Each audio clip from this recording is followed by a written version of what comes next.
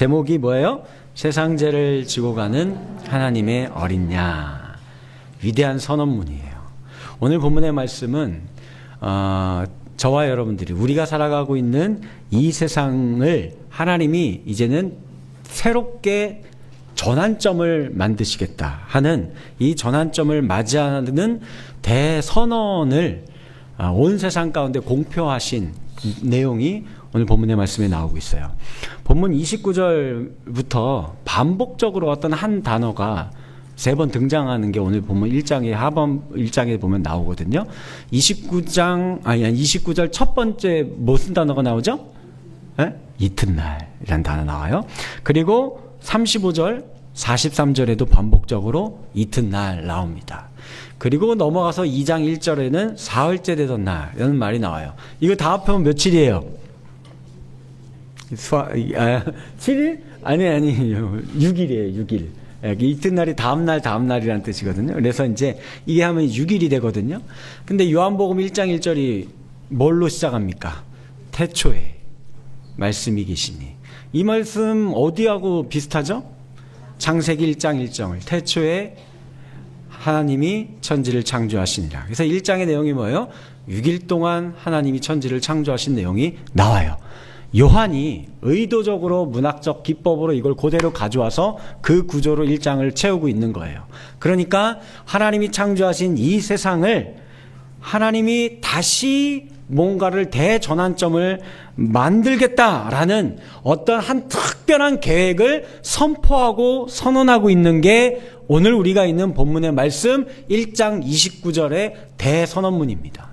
이게 굉장히 중요해요. 이 말씀의 의미를 모르고 신앙생활하면 안 돼요. 이게 우리 신앙생활의 가장 기둥이 되고 뿌리가 되고 근간이 되어야 돼요. 우리가 어떤 형태의 신앙생활을 해야 되느냐? 이 방식으로 해야 되는 거예요. 그것이 도대체 무엇을 이야기하는지 2가지 내용으로 같이 한번 살펴보도록 하겠습니다. 먼저 첫 번째예요. 다 같이 한번 읽어볼까요? 시작. 예수님은 세상죄를 짊어지고 가는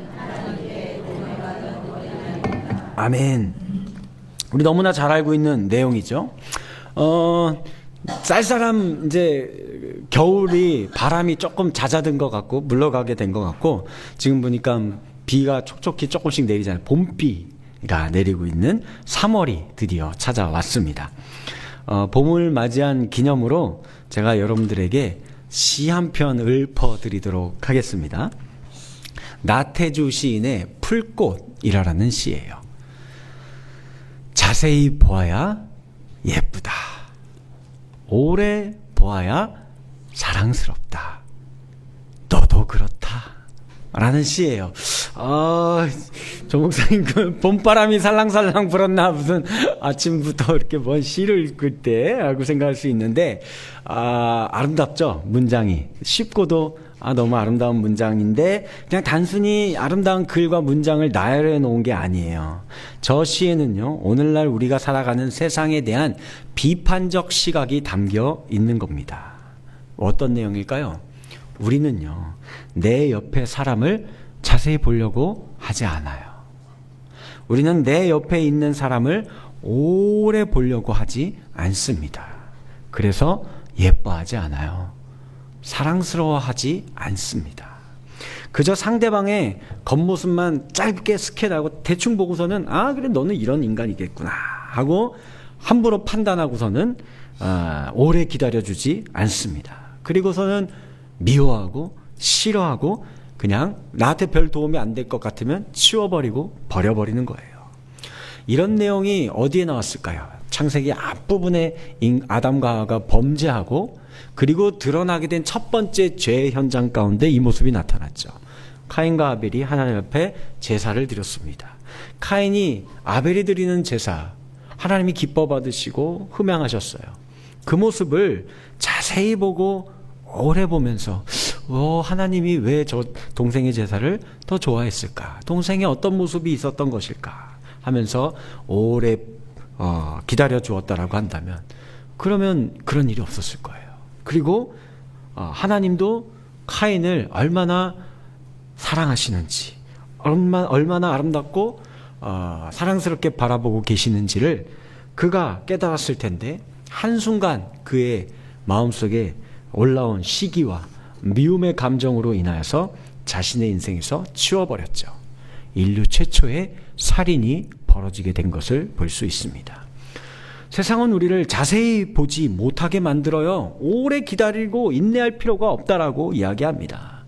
왜요? 경쟁 상대는 떨어뜨려야 제맛이거든요. 서로 빨리 떨어뜨려버리고 나만 혼자 치고 올라가고 나만 혼자 독주를 하고 나만 혼자 그 자리에 앉아 있는 것을 뭐라고 부릅니까? 성공이라고 불러요. 상대방을 온전히 바라봐 주지 않으며 서로의 연약함을 인내하며 기다려주지 않습니다. 그리고 나의 생각과 나의 감정과 내가 처해 있는 이 상황만이 중요해요. 자아만 발달하고 자아만 커지고 높이 올라가는 그런 세상이 되어버렸다라는 거예요. 그래서 자아라는 단어 한문으로 보시면 스스로 자자와 나아자로 되어 있죠. 자기 자신에 대한 의식이나 관념이라는 뜻을 갖고 있어요. 그 중에서 나아자, 저게 한자가 어떻게 구성된 거냐면 손수자와 창과자가 결합된 단어예요. 그러니까 뭐예요? 손에 뭐 들고 있는 거예요? 창 들고 서 있는 게 나라는 존재입니다. 이 세상의 자아는 이런 모습이에요. 자기 자신도 찌르고 남도 마구 찌르면서 사는 게 이 세상의 모습입니다. 세상은 자아를 높이 쌓아 올리라고만 말합니다. 바벨탑처럼 내가 하나님의 자리에 오를 수 있다라고 말하는 거예요. 선악과 따먹어도 된다라고 이야기합니다. 이게 우리가 사는 세상이고요. 이런 세상에 오신 예수님이기 때문에 어떤 모습으로 오셔야 했을까요? 어린 양으로 오셔야 했습니다. 다른 모습은 안 돼요. 절대 안 됩니다. 오직 어린 양의 모습으로만 오셨어야 했습니다. 양이 어떤 동물입니까? 가장 순종적인 동물을 상징하잖아요. 그죠? 실제로 양은 시력이 되게 나쁘대요. 시력이 마이너스 10 디옵터라고 이야기를 해요. 디옵터가 이제 시력을 재는 단위예요. 이게 어려우니까 쉽게 말하면 한 1m, 2m 앞에 있는 실제 사물도 잘 구분을 못하는 그러한 시력이라는 것이요. 대신에 시력이 안 좋으니까 뭐가 발달했겠어요? 에? 맞아요. 청각이에요. 청각. 귀가 되게 잘 들려요. 그래서 저 멀리에서도 목동이 있을 거예요. 목자가 자 가자 하면은 그거 잘 듣고 구분해서 따라갑니다. 이거 어디서 많이 듣던 내용인데? 그죠? 요한복음 10장 27절 내 양은 내 음성을 들으며 나를 따른다. 이 말씀이 그래서 여기서 나온 내용의 말씀인 거예요. 오직 목자의 음성만을 듣고 따라가는 것이 양이라는 존재라는 것입니다. 그러니 오늘 본문의 말씀에 나와 있는 이 하나님의 어린 양이라는 표현 29절 36절 동일하게 나와 있는 이 표현이 이게 하나님의라고 되어 있잖아요. 소유격이에요. 이거는 히브리 문법에서 주어적 소유격이라는 내용이 있어요. 이게 어렵게 생각하시면 안 되고 이런 뜻이에요. 하나님이 내어주신 어린 양이다 라는 뜻으로 여러분들이 이해하시면 될 것 같아요. 요건 어떤 장면을 떠올리시면 되냐면 창세기 22장에 가보시면 아브라함이 한 명밖에 없는 독자 이삭을 하나님 앞에 제물로 바치려고 했을 때에 그때에 하나님이 멈춰라 하지 말고 뭐 하나를 준비해 놨어요. 가만히 보니까 수풀에 뭐가 있었어요? 어린 양 하나를 하나님이 준비해 놓은 것이 존재했습니다. 그것처럼 하나님이 우리 인간들을 향해 이 세상을 향하여서 내어주신 준비해 놓은 어린 양이다 라는 거예요. 누가요? 예수님이 이런 존재입니다. 즉 예수님은 죄로 삐뚤어진 자아가 가득한 서로 창이 되어서 자기도 찌르고 다른 이도 찌르며 사는 이 세상을 위해 준비하신 하나님의 제물이다라는 말씀입니다. 세상에 그 누가 제물이 되면서 살고 싶은 사람이 있어요? 그것도 예수님은 어떤 존재입니까? 세상을 창조하신 창조주이신 분이에요. 그런 그분이 빌립보서 2장 6절의 말씀에 의하면 이렇게 우리에게 이야기하고 계십니다. 같이 한번 읽어볼까요? 시작. 그는 근본 하나님의 본체시나 오히려 자기를 비워 종의 형체를 가지사 사람들과 같이 되셨고 사람의 모양으로 나타나사 자기를 낮추시고 죽기까지 복종하셨으니 곧 십자가에 죽으심이라. 아멘. 뭐예요? 죽기까지 아버지이신 하나님의 음성에 순종하고 복종하셨던 분이 바로 누굽니까? 예수님. 이걸 뭐라고 부르는 거예요? 어린 양이라고 부르는 겁니다. 또 한 가지 우리가 주목해야 할 부분이 있어요. 다시 29절 말씀을 보시면 같이 읽을까요? 시작. 보라, 세상 죄를 지고 가는 하나님의 어린 양이로다. 자, 여기에서 이제 지고 가는, 짊어진다라는 거예요. 여러분들 혹시 소시적에 지게 좀 지어 보신 분 계세요? 저는 시골 촌놈 출신이라 지어봤어요. 어릴 때 이렇게 지어보겠다고 할아버지 할머니는 못 지겠는데, 아유 우리 장손이 뭐 이런 거 하지 마 하는데 나 재밌어 보이니까 막 하고서는 가벼운 거 했죠. 뭐 볏짚단 몇 개 올려놓고서는 막 쩔레쩔레 쫓아다니고 그랬던 기억이 있어요. 근데 이제 원래 진짜 일하시는 분들은 엄청 무거운 거 막 잔뜩 높이까지 쌓아서 지고 다니고 하시죠. 근데 여기에 이제 나오는 단어 짊어지다, 헬라어로 아이로라는 단어를 사용하고 있어요. 이런 뜻이에요. 제거하다, 옮겨놓다, 그 자리에서 다른 데로 옮겨놓는다, 뭐 이런 뜻을 갖고 있어요. 자, 그런데 이 단어가요, 여기에만 나오지 않고 요한복음에 또 한 번 등장하는 곳이 있어요. 그게 요한복음 19장에 보면 또 등장합니다. 이 19장은 어떤 내용일까요? 예수님이 이제 붙잡히셨어요. 그래서 어딘가에 끌려가셔서 신문을 받으시는데 그는 바로 총독 빌라도의 관저입니다. 그곳에 가서 이제 신문을 받는 거예요. 그런데 그날이 하필이면 어떤 날인 줄 아세요? 요한복음 19장 14절에 의하면은 유월절 준비일이라 라고 말해요. 유대인들에게 유월절이 무슨 날입니까? 그 옛적 자신들의 조상이 애굽에서 노예로 종살이하고 있었던 사람들이었는데 하나님께서 모세를 보내셔서 그들을 출애굽하게 만들어 주었던 결정적인 계기가 된 사건이 하나 있어요. 그게 뭐죠? 10가지 재앙 중에서 몇 번째 재앙? 10번째 재앙. 바로 그 10번째 재앙을 기념하는 절기가 뭐예요? 유월절이고 유대인 최대의 명절입니다. 여러분들, 이 10번째 재앙이 뭐죠? 죽음의 사자가, 맞아요, 애굽 전역을 뒤덮었는데 이 하나님의 죽음이 그 집에 머무르지 않고 패스오버, 넘어가게 만들어주는 하나의 은혜를 베풀어 줍니다. 그게 뭐예요? 언약의 말씀이에요. 하나님의 약속의 말씀을 하나 줍니다. 너희 가운데, 이거는 히브리인들에게만 해당되는 게 아니에요. 애굽인이든 다른 민족의 사람이든지 간에 요 말씀을 듣고 그대로 이거 이렇게 하면 사나? 진짜 우리도 한번 해볼까? 해서 한 집들은 다 사는 겁니다. 하나님의 말씀을 받아서 그 말씀을 믿어서 행하는 건데 그 말씀의 내용이 뭐였어요? 어린 양을 잡아라. 그리고 피를 내고 그 피를 어디에 발라요? 문설주에 바르면 죽음이 그 집에 머무르지 않고 그냥 지나가게 만들어 주겠다라는 거예요. 그래서 이 10번째 재앙을 통하여서 이들은 이제 노예에서 해방되어 참 자유한 민족이 되었던 것을 볼 수 있어요. 그런데 아이러니하게도 이 6월절 준비일에 지금 누구를 지금 잡아다가 죽이려고 하는 거예요? 어린 양이신 예수를 유대인들이 잡아다가 죽이려고 하고 있는 겁니다. 이 모습을 보고 오히려 총독 빌라도는 나는 이 예수라는 자와 대화해봤는데 어떤 죄도 내가 찾지 못했다. 그리고서는 이제 그 유대인 군중들이 모여있는 이 관저 뜰에 내세우고서는 이야기를 해요. 자, 봐라, 너희 유대인들의 왕이로다 라고 이야기를 합니다. 그러나 그 예수의 모습을 보고 띄워주셔야 되는데 그 예수의 모습을 보고 도리어 유대인들은 소리쳐요. 아닙니다, 저자가 무슨 우리의 왕입니까? 뭐라고 소리쳤어요? 같이 읽어볼게요. 시작.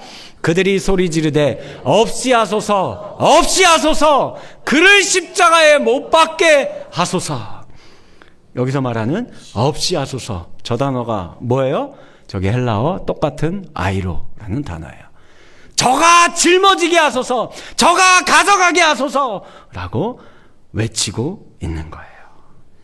이것이 바로 우리가 사는 세상의 모습입니다. 세상은 나에게 유익이 되지 않으면 어떻게 하는 거예요? 제거하려 하는 거예요. 없이 하소서라고 하는 겁니다. 없애려 하는 거예요. 내 앞에 걸리적거리고 방해가 되고 내가 가진 돈과 명예와 지위를 위협하는 세력이 있다라고 한다면 어떻게 해서든 수단과 방법을 가리지 않고 비난을 하든 조롱을 하든 거짓말로 프레임을 씌워버리든 폭력을 행사하든 해서라도 내 앞길에서 치워버리려고 하는 겁니다.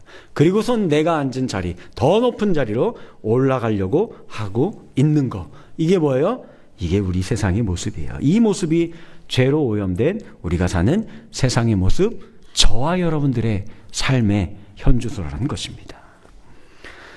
그런데 하나님께서는 이런 세상을 사랑하사 이 세상의 모든 칼과 창과 이 없이 하소서 끌어내려라 하면서 외치는 이 모든 저주의 시끄러운 소리들을 하나님께서 모으시고 다 끌어모아서 누구에게 짊어지게 한 거예요? 예수에게 짊어지게 한 겁니다. 그게 어린 양이에요. 다 가져가게 하신 겁니다. 그리고서는 이제 그분이 그 모든 걸 가져가 죽으심으로 그리고 사흘 만에 부활하심으로 인하여서 어떻게 된 거예요? 우리가 하나님과 화목을 이루게 하신 것입니다. 이제 그 예수를 통하여 내 옆에 당신님들, 우리 소중한 당신님들을 어떻게 이제 우리가 바라보며 살 수 있는 거예요? 사랑의 눈으로, 아끼는 모습으로 자세히 바라보고 오래 바라봤더니 뭐가 보여요? 당신도 하나님의 자녀이군요.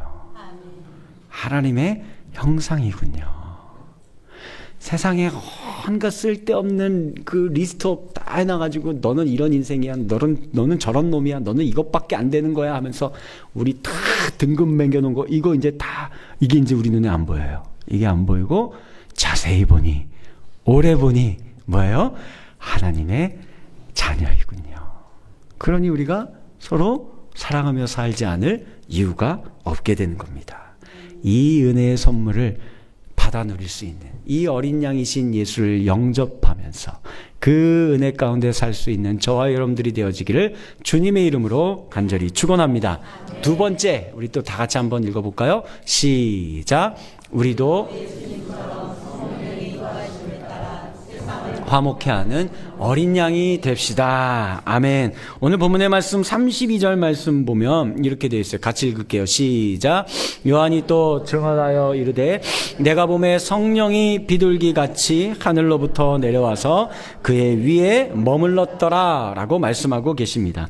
이제 우리는 세상 죄를 지고 가는 하나님의 보냄받은 어린 양이신 예수님이 왜 우리에게 이 세상에 꼭 필요할 수밖에 없는 존재인가를 알게 되었습니다. 그런데 이 어린 양의 사역은 자기의 뜻과, 즉 예수님의 뜻과 예수님의 지혜와 예수님의 능력으로 이 사역을 감당하시는 걸까요? 아닙니다. 절대 그렇게 해서는 안 됩니다. 예수님의 그 어떤 것으로 하는 사역이 아닙니다.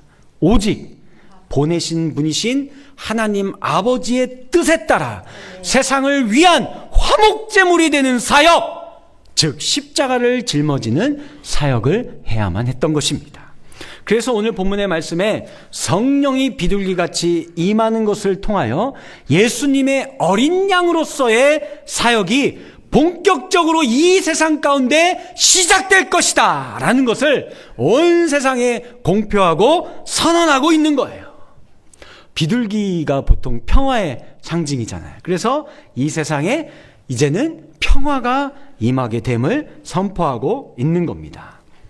하나님의 나라의 사역은요, 이 원리가 아니면 안 돼요. 성령의 역사를 통해서 이루어져 가는 것입니다. 예수님도 성령의 임재하심을 통해 본격적인 사역이 시작되신 것이에요.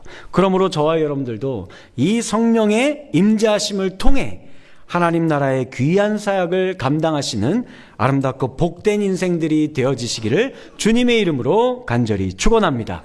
자, 그러면 목사님, 그럼 성령의 임재가 도대체 뭐예요? 이렇게 이제 궁금해 하실 수 있잖아요.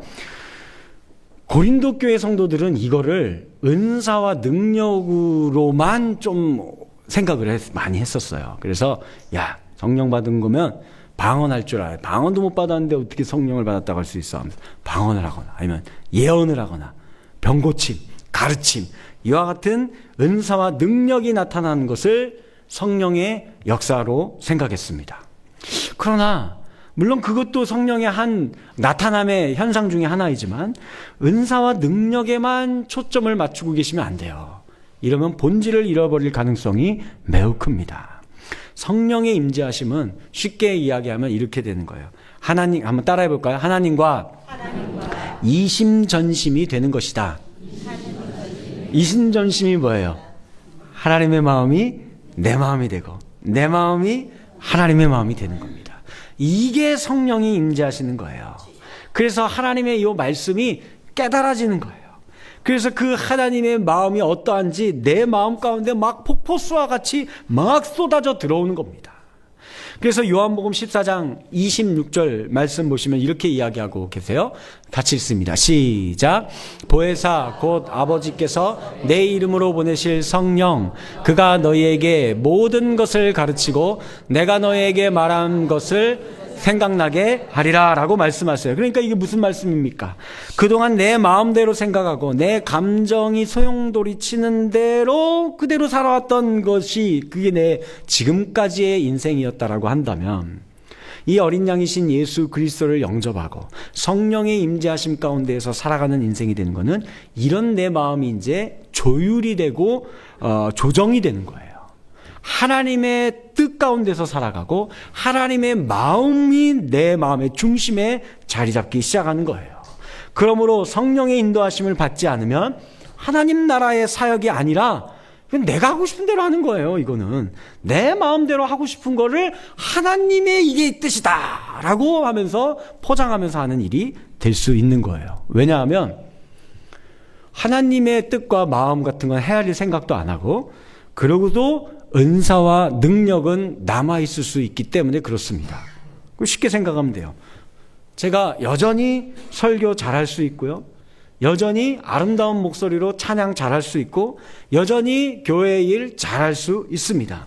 그런데 하나님의 마음 같은 거 상관하지 않는 거예요. 하나님의 뜻이 뭔지 그게 중요하지 않습니다. 내가 하고 싶은 대로 막 하는 겁니다. 내 욕심에 이끌려 설교하고 찬양하고 일하는 거예요.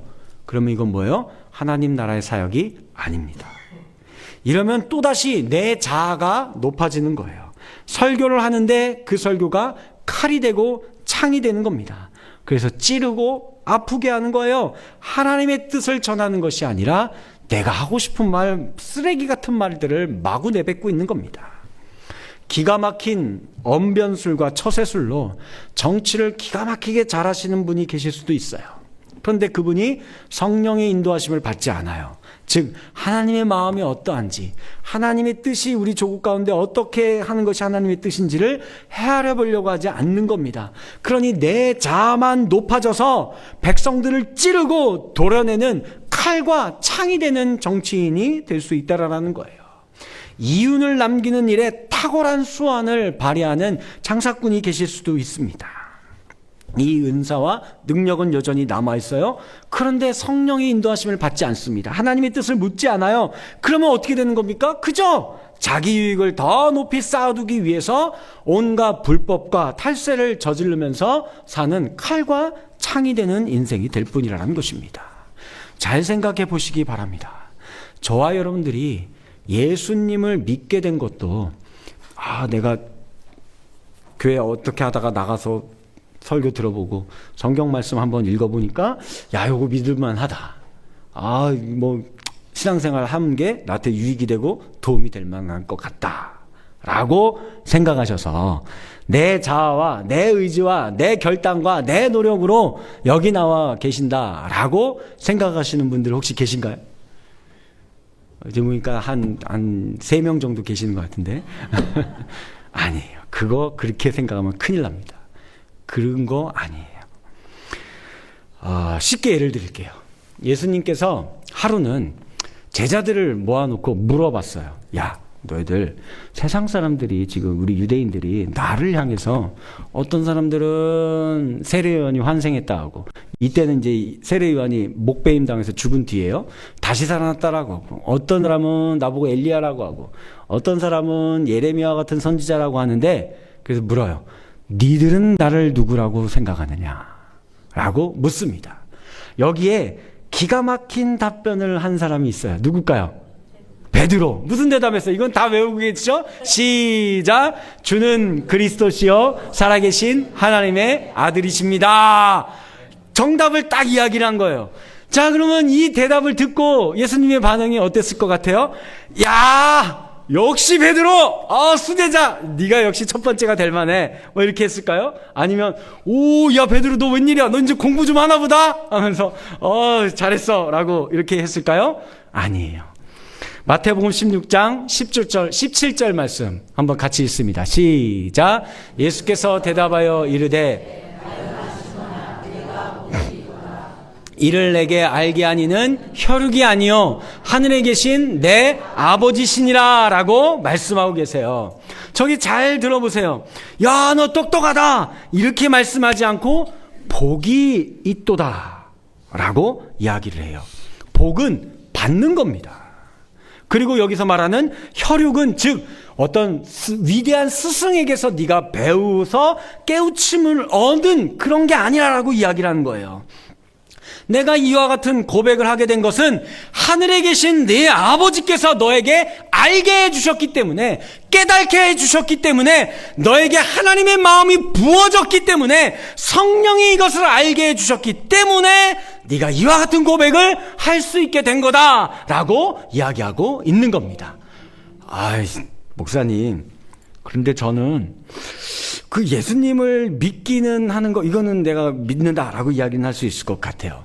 근데 저한테 과연 성령님이 나에게 임재한다? 뭐 함께하고 있다? 또 성령님이 나랑 동행한다? 이건 내가 잘 모르겠어요. 나 잘 모르겠거든요. 라고 생각하는 분, 이런 분들도 여기 혹시 계실까요?